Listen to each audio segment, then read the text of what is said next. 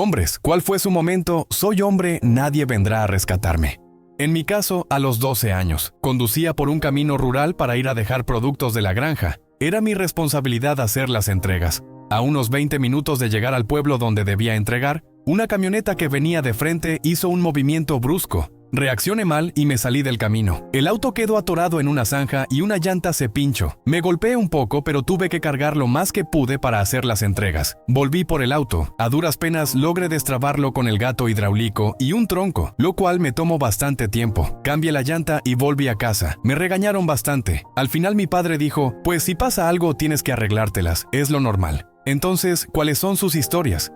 Cuando me quedé sin ningún peso. En ese tiempo trabajaba para una empresa donde hicieron recortes de personal y me terminaron corriendo de ahí. Al final no tenía mucho dinero y me tuve que mudar porque rentaba en un lugar caro. Encontré otro trabajo mucho peor donde me explotaban, ya que me obligaban a trabajar horas extras sin pago y si no lo hacía me corrían. Al final me pegó esa sensación de necesidad por algo mejor y me salí sin decir nada y fundé mi primera empresa y de ahí todo para arriba. Vengo de una familia de padres divorciados. Y me quedé a vivir con mi papá. No estoy acostumbrado a que nunca hagan nada por mí. De niño mis maquetas eran las peores porque la verdad no tenía ayuda. Así que hay 1,000 millones de momentos así en mi vida. Pero el que más me marcó fue cuando se espichó un caucho de mi auto por primera vez. Llamé a mi papá a ver si me ayudaba y me regañó. Tuve que rodar así como 1 kilómetro hasta la cauchera más cercana. Era domingo. Estaba como a 1 hora de mi casa sin gato ni refacción. Pero bueno, se logró, así es la vida. Hay que solucionar. Todos los días. Esté bien o esté mal, esté saludable o esté enfermo, debo ir a trabajar para que en mi casa nada falte. Nadie lo va a hacer por mí. He aprendido a conservar la calma y mantenerme bien mentalmente, porque no hay otra forma más que ser fuerte en todos los sentidos y continuar. A veces siento que a nadie le importa. Dan por hecho que yo siempre estoy bien, siempre fuerte y siempre estable, mentalmente. Estaba en un concierto a mis 18, estaba literalmente al lado de la baranda, habían unos gorilones ahí que tenían el trabajo de sacar a las personas que se estuviesen asfixiando. Mi prima estaba conmigo y como se estaba asfixiando la sacaron, yo quería ir con ella y también me estaba asfixiando, y no me sacaron porque, eres hombre. Deberían despedirlos por estúpidos. Mi vida entera. Mi papá no vivía con nosotros. Recién vino a vivir con nosotros cuando yo tenía ya 18 años. Y yo vivía con puras mujeres, que eran mi hermana, mi mamá y mi abuela. Esto hizo que mi actitud fuera un poco suave y sumisa en mi niñez, ya que nunca tuve el ejemplo de una figura masculina que me enseñara a actuar de forma un poco más masculina. Ya en el colegio, entre los 13 y 16 años, mi vida se hizo un infierno. Me enamoré de una compañera y no tenía idea de cómo actuar, ya que como digo mi actitud era de palada. Solo la miraba y esperaba a que ella actuase, lo cual, obviamente, nunca pasó. Me hacían bullying por ser muy callado.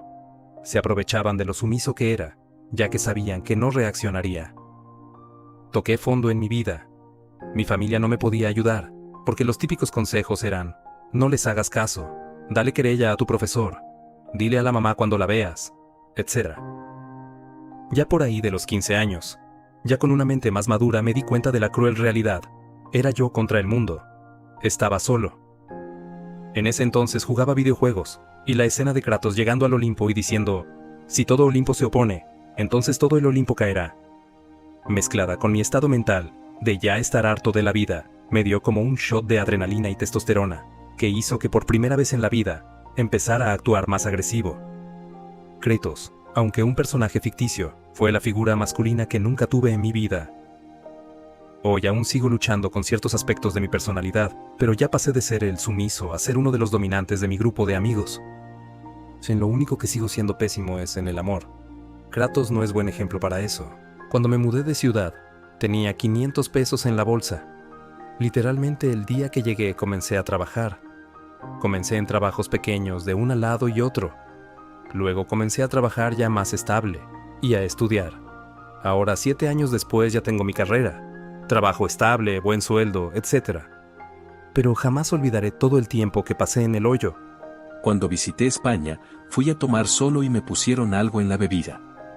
Amanecí sin mis pertenencias y a pesar de que ya se me habían ido los efectos, al momento de poner la denuncia las autoridades no me tomaron los datos porque supuestamente tenía aliento etílico y eso que yo estaba articulando súper bien.